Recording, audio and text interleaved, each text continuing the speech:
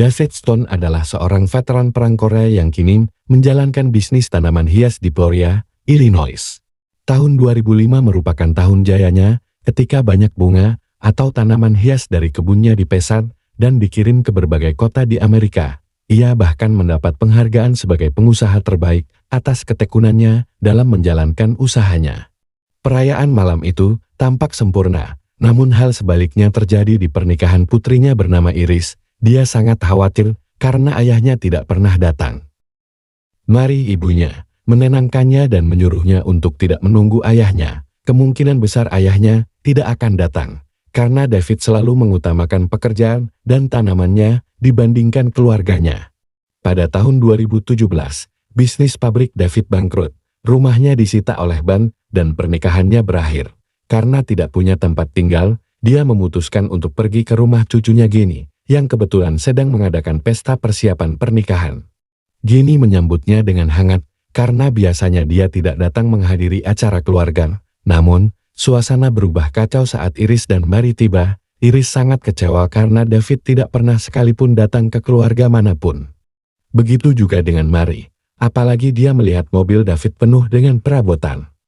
Melihat itu, ia mengetahui bahwa David datang ke sana bukan untuk acara tersebut, melainkan untuk mencari tempat menginap. Acara tersebut berakhir kurang sempurna tanpa kehadiran Iris, Mary, atau David.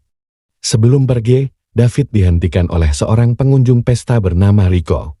Dalam obrolan yang cukup singkat, Rico memberikan tawaran kepadanya untuk menjadi seorang kurir yang tugasnya mengantarkan sesuatu. Ia yakin pekerjaan ini cocok untuk David.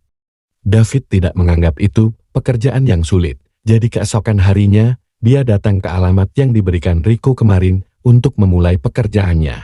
Awalnya tidak ada yang mencurigakan, karena alamatnya toko ban biasa. Namun saat David masuk, sudah ada beberapa pria mencurigakan yang menunggu. Bahkan salah satu dari mereka sedang memegang senjata.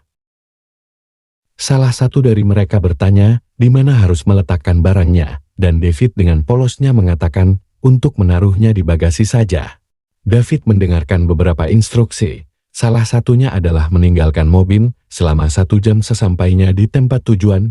Selain itu, ia juga harus menyimpan kunci mobil di dashboard, dan pembayaran akan ditempatkan di sana.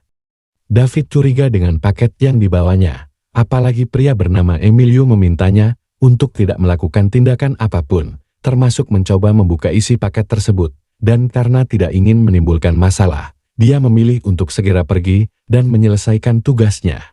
Di tempat lain, ada agen DP, Colin Bates. Baru saja dipindahkan dari New York ke Chicago. Di hari pertamanya, ia disambut oleh atasannya dan bertemu dengan rekan kerjanya, Trevino. Colin adalah seorang pekerja yang tergesa-gesa. Di hari pertamanya, ia langsung berkeliling mencari kerumunan anak muda untuk mencari target untuk diselidiki. Saat berada di New York, ia berhasil menuntaskan beberapa kasus besar narkoboy, sehingga tidak sulit menemukan target yang diyakini terlibat dalam jaringan narkoboy tersebut. Tersangka pertama adalah seorang pria bernama Louis Rocha, yang dikunjungi Colin pada sore hari. Louis kaget saat mendapati agen dia sedang berkunjung. Ia mengaku tidak mengetahui tentang narkoboy apapun, namun Colin langsung mengatakan bahwa dia ingin Louis bekerja sama dengan dia untuk mengungkap jaringan narkoboy di sana, dan jika ia menolak, maka akan dikeluarkan surat perintah penangkapannya. Setelah menempuh perjalanan berjam-jam, akhirnya David sampai di tempat tujuannya, yaitu sebuah hotel sederhana. Sesuai instruksi, dia meninggalkan kunci mobilnya di laci, lalu keluar dan kembali lagi setelah 1 jam.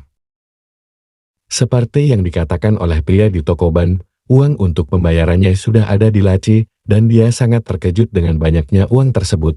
Saat itulah orang asing datang dan memuji pekerjaannya. Dia memberinya kartu nama, kalau dia membutuhkan pekerjaan lain.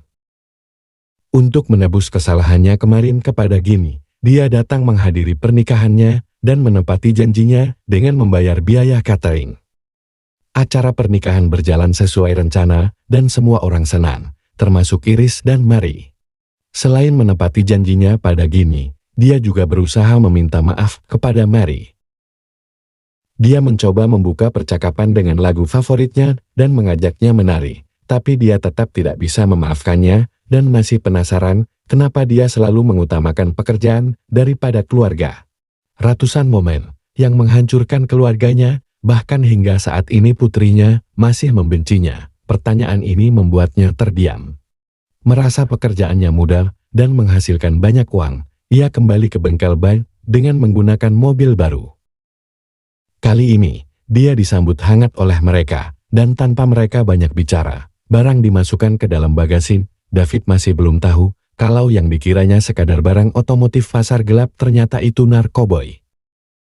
Setelah semua barang diikat, David mendapat instruksi untuk mengirimkannya ke hotel yang sama dengan pengiriman pertama. Emilio lalu memberinya ponsel baru dan dia harus mengangkatnya jika ada panggilan masuk. David kaget karena ponsel pertama masih berfungsi dengan baik, namun Emilio mengatakan ponsel bekas harus dimusnahkan setelah pengiriman selesai meski tujuannya sama. Kali ini, David mengambil jalan yang berbeda. Dia melewati New Mexico untuk menghindari jalan raya dan memilih rute pinggiran kota. Seperti biasa, ia berkendara dengan santai dan berhenti di sebuah pasar untuk membeli buah-buahan. Sesampainya di lokasi, ia lebih tenang dan bahkan sempat bercanda dengan anggota kartel yang mengawasinya. Di lokasi lain, Louis yang masih tidak mau bekerja sama saat diinterogasi di kantor. Louis awalnya menolak, namun akhirnya dia menerimanya setelah mengetahui bahwa Colin dapat menghukumnya seumur hidup karena kepemilikan narkoboy dan senjata. Uang hasil pengiriman paket kedua digunakan David untuk menebus rumah dan asetnya yang disita ban. Setelah menyelesaikan dalam menjalankan bisnisnya di ban, David pergi ke tempat komunitas para veteran dan dia menemukan bahwa tempat tersebut tidak dalam kondisi baik karena baru saja terjadi kebakaran. Tempat tersebut tidak bisa lagi menampung berkumpulnya para veteran jika tidak segera diperbaiki. Dan sangat disayangkan bagi yang sudah menganggap perkumpulan itu sebagai keluarga, maka untuk membantu, David kembali melakukan pekerjaan pengantaran. Namun kali ini barangnya jauh lebih banyak dari biasanya. Saat ditanya apa isinya, tidak ada yang menjawab melainkan mengingatkannya untuk selalu waspada dan hati-hati. Seperti pengantaran sebelumnya, David berusaha tidak memperdulikan apa yang dibawanya. Namun sekitar setengah perjalanan, rasa penasarannya datang dan kali ini ia tak kuasa menahannya sehingga ia memutuskan untuk berhenti dan melihat apa yang ada di dalam tas yang dibawanya. Dari sinilah, dia mengetahui isi tas itu adalah berkilo-kilo narkoboy. Ia kaget saat tiba-tiba ada petugas yang datang. Dia beruntung bisa mengelabui petugas hingga anjingnya menggonggong dan ingin keluar dari mobil. Saat dilepaskan, David langsung mengolesi tangannya dengan pasta gigi lalu menyapa anjing itu dengan tangannya. Apa yang dilakukannya berhasil membingungkan indera penciuman anjing tersebut dan polisi membiarkannya melanjutkan perjalanan. Di tempat lain, Louis diundang oleh Colin dan Trevino berkeliling Chicago untuk menjelaskan bagaimana bosnya mendapatkan pasokan obat tersebut. Louis mengatakan narkoboy tersebut akan datang dari berbagai kota dan beberapa hotel sebagai titik pengantaran dan kurir akan memarkir mobilnya di tempat parkir. David berhasil mengirimkan paket ketiga dan pembayaran yang diterimanya kali ini mengejutkannya karena jumlahnya berkali-kali lipat dari biasanya. Dia kemudian menggunakan uang tersebut untuk membantu renovasi dan pembukaan kembali komunitas veteran perang. Berkat dia, para veteran masih bisa berkumpul dan ngobrol bersama teman-temannya. Mulai saat ini, David semakin terjerumus ke dalam narkoboy kartel. Pengiriman keempat dan kelima membawa paket lebih banyak dari biasanya, dan tanpa beban sama sekali, David selalu menikmati perjalanan tersebut, dan ia mendapatkan lebih banyak uang. Dia sudah terbiasa dengan pengiriman dan akan kembali dengan tenang ke rumahnya setelah itu. Di tempat lain di Meksiko, seorang pria bernama Laton, raja narkoboy dan bos Emilio, memuji kinerja David dan berencana melakukan pengiriman dalam skala besar. Laton meminta bawahannya, Julio, untuk memberitahu David tentang pengiriman 110 kg narkoboy berikutnya. Beberapa hari kemudian, David kembali ke toko ban. Ia sudah akrab dengan orang-orang di sana dan disambut seperti temannya sendiri. Tak ada lagi rasa ketegangan di antara mereka sebelum akhirnya Julio datang dan meminta Emilio untuk memasukkan semua bungkusan itu ke dalam mobil. Julio bertindak seperti bos dan bahkan menyebut David pengecut. Biasanya David akan tinggal lebih lama untuk ngobrol dengan Emilio dan yang lainnya. Namun kali ini, ia terpaksa harus segera pergi, tak ingin menimbulkan masalah. Maka David menuruti perintah dan segera mengemudikan mobilnya. Di tengah perjalanan, David berhenti untuk membantu pengemudi lain yang bannya bocor. Julio dan temannya kesal karena David terlambat melakukan pengiriman, namun karena tidak punya pilihan lain, mereka terpaksa hanya menonton dari kejauhan hingga David menyelesaikan urusannya. Karena perjalanannya terganggu, David pun terlambat dan ia memutuskan untuk beristirahat di motel. Julio begitu kesal karena David sedang asyik bersama dua orang wanita di kamarnya, sementara mobil penuh narkoboy itu dibiarkan begitu saja di parkiran tanpa rasa khawatir sedikit pun. Temannya menyarankan agar David diberi pelajaran, namun Julio menolak karena Laton menyuruh mereka memperlakukan David dengan baik. Pengiriman ini dipesan ke tempat yang tampak seperti bengkel. Orang-orang di sana kaget karena seharusnya David tidak mengantarkan barang itu ke sana. Tak lama kemudian, Julio datang dan membuat kesalahpahaman hingga akhirnya masyarakat di sana menyadari bahwa Julio adalah anak buah Laton. Julio bertanya kenapa David pergi ke alamat itu, dan David hanya menjawab bahwa dia cocok dengan alamat di pesan itu, berasal dari Meksiko, yang berarti itu dari Laton sendiri. Sore harinya, Julio menelepon Laton dan meminta izin untuk membunuh David karena dia tidak mengikuti arahannya. Dia cenderung berhenti sesuka hati dan bahkan tidak peduli dengan pengirimannya, tetapi Laton menolak, dan sebaliknya, membela sikap David yang tidak biasa. Cara mengemudi David akan menyulitkan polisi untuk memprediksinya. Sebelum telepon ditutup, Laton meminta Julio memperlakukan David dengan baik. Beberapa minggu kemudian, Colin kembali menemui Louis untuk menanyakan informasi terkini.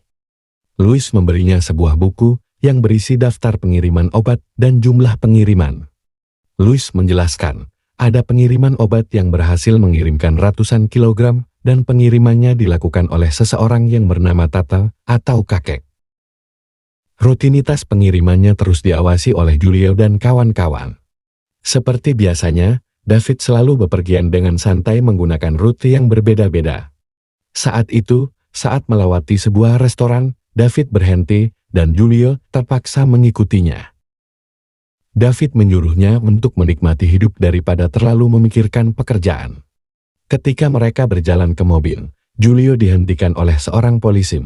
Polisi tersebut curiga dengan gerak-gerik mereka yang terlihat berbeda dengan pengunjung lainnya.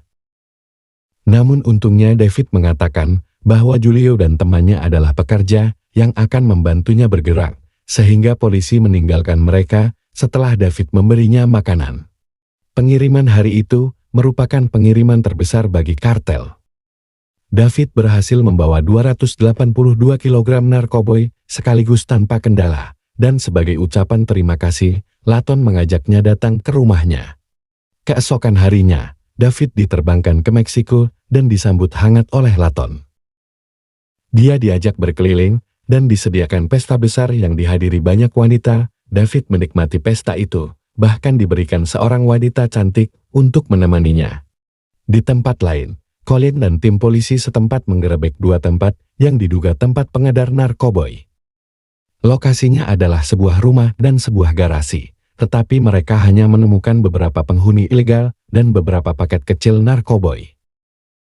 Beberapa minggu kemudian, David pergi ke acara wisuda Gini, tapi hanya Mary yang ingin berbicara dengannya. Sementara Iris masih terlihat cuek dan tidak mau bicara. Mary tidak banyak bicara saat itu karena dia terlihat tidak sehat, tetapi dia tidak ingin membicarakan penyakitnya. Beberapa minggu kemudian, Laton sedang berlatih menembak ketika salah satu anak buahnya menembaknya dari belakang. Ternyata pembunuhan tersebut diperintahkan oleh tangan kanan Laton, Gustavo. Gustavo merasa Laton terlalu lembut, sehingga dia mulai mengendus pergerakan mereka. Dia menginginkan semua kurirnya untuk bekerja tepat waktu dan sesuai. Dengan pergantian pemimpin, David dibawa ke tempat yang sangat sunyi dan diperingatkan bahwa tidak boleh ada penundaan dalam pengiriman berikutnya. Dia harus menggunakan rute yang diperintahkan, dan jika dia terlalu santai atau berani menolak perintah, mereka tidak akan segan-segan membunuhnya. Seminggu kemudian, David kembali melakukan pengiriman dan tiba tepat waktu di bengkel. Ia tidak bisa berlama-lama berbicara seperti biasanya dan tidak ingin membuang waktu. Maka ia meminta Emilio untuk segera mengemas barang-barangnya ke dalam mobil. Di tempat lain, Louis memberitahu Colin bahwa kurir bernama Tata akan tiba malam ini di motel. Tak mau membuang waktu, mereka pun segera berangkat menuju motel dan dari kejauhan memantau satu persatu pengunjung yang ada di sana. Colin mencurigai pria bertubuh besar yang membawa pistol. Pria tersebut berhasil ditangkap. Namun setelah dilakukan pengecekan, hanya ditemukan 15 gram narkoboy. Colin yakin bahwa dia bukanlah orang yang mereka cari. David sendiri saat itu melihat penangkapan itu dari jendela. Dan dengan polosnya bertemu Colin keesokan harinya di kedai kopi. Dengan wajah polosnya, David memuji penangkapan Colin tadi malam dan mulai membuka pembicaraan. Saat itu, Colin kebetulan melawatkan ulang tahun pernikahannya dan David menyarankan agar dia pulang dan meminta maaf meski terlambat. David bercerita bahwa dia mempunyai seorang putri yang tidak pernah berbicara dengannya selama hampir 12 tahun karena dia selalu memprioritaskan pekerjaannya. Dia merasa sedih dan berharap Colin atau orang lain tidak bernasib sama dengannya. Setelah itu, David melanjutkan perjalanannya. Setelah sekitar 1 jam, dia mendapat telepon dari Ginny yang mengatakan bahwa Mary sakit parah dan dokter mengatakan tidak ada banyak waktu tersisa. Awalnya David menolak datang karena sedang bekerja dan jika terlambat maka resikonya sangat tinggi. Saat Ginny mendengar itu, dia sangat kecewa dan langsung menutup telepon. Demi keluarganya, David memilih pulang ke rumah, meski tahu Gustavo akan sangat marah. Ia berusaha menebus semua kesalahannya di masa lalu yang selalu mengutamakan hobi dan pekerjaan daripada keluarganya. David dan Mary berbicara dan meminta maaf satu sama lain. Mary mengaku sangat senang bisa mendampinginya saat dia sakit, dan di sisi lain, David juga merasa sangat senang bisa menemaninya. Hilangnya David membuat Gustavo marah dan mengerahkan seluruh anak buahnya untuk mencarinya. Pada saat yang sama, Colin menindaklanjuti informasi Louis yang menyebutkan akan ada pengiriman dengan truk hitam ke hotel biasa. Trevino diberitahu bahwa kartel tidak mengetahui posisi kurir tersebut dan sedang mencarinya. Sedangkan David masih berada di rumah Mary. Dia sedang fokus merawatnya dan menemaninya di kamar tidur. Mary bertanya apa yang dilakukan David agar dia bisa tiba-tiba melunasi utangnya, pernikahan Ginny, dan biaya kuliahnya. David mengaku bekerja sebagai pengedar narkoboy. Dan di dalam mobil, terdapat sekitar 300 kg narkoboy yang belum diantar. Mary mengira dia bercanda dan kemudian berkata bahwa dia tidak perlu kaya untuk diterima lagi di keluarganya. Melihat orang tuanya, Iris mulai melunakkan hatinya dan akhirnya memutuskan untuk berbicara dengan ayahnya. Awalnya mereka agak canggung, namun seiring berjalannya waktu, mereka mampu membuka hati satu sama lain. Di tempat lain, Colin mendapat informasi dari Louis bahwa Tata sang kurir masih belum ditemukan. Banyak anggota kartel telah melakukan pencarian, namun ternyata tidak menerima informasi sedikitpun tentang di mana narkoboy senilai 12 juta dolar itu berada. Suatu sore, kondisi Mary semakin parah dan David yang berada di sampingnya hanya bisa memegang tangannya.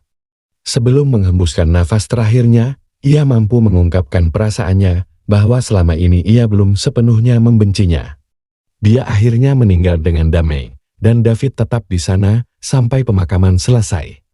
Sebelum melanjutkan pengantaran, Iris mengajak David untuk datang ke acara Thanksgiving yang diterima dengan senang hati oleh David dan berjanji akan datang tepat waktu. Namun rencana tersebut terpaksa gagal karena David ditemukan oleh 2 anggota kartel saat berhenti di toilet umum. Ia nyaris terbunuh, kalau bukan karena poster kematian istrinya yang ditemukan di jasnya. Hal ini memperkuat alasan mengapa dia terlambat. Karena merasa kasihan, anak buah Gustavo segera menelpon dan memohon agar David diberi kesempatan sekali lagi. Ternyata Colin menyadap teleponnya dan mereka langsung bergerak cepat mencari lokasi si penelepon.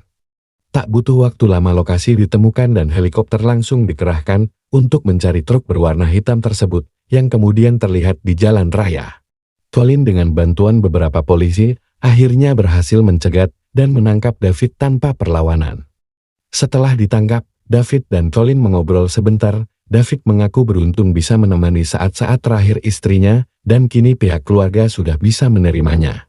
Sebelum berpisah, David berpesan agar Colin mengingat satu hal, bahwa keluarga adalah hal terpenting dalam hidup. Beberapa waktu kemudian, David diadili untuk bertanggung jawab atas tindakannya. Ketika pengacaranya mengungkapkan berbagai pembelaan, dia memotong pembicaraannya dan mengaku bersalah, mengejutkan semua orang termasuk keluarganya. Sebelum dibawa ke penjara federal, Iris berjanji akan selalu mengunjunginya jika ada kesempatan. Pada saat perpisahan ini, David terlihat sangat menyesal. Ia teringat perkataan istrinya bahwa ia tidak perlu menjadi kaya untuk dapat diterima kembali di keluarganya. Dia akhirnya menyadari bahwa semua uangnya tidak dapat memberinya waktu. Semasa menjalani hukuman di penjara, David menghabiskan waktunya dengan berkebun dan menanam tanaman miliknya.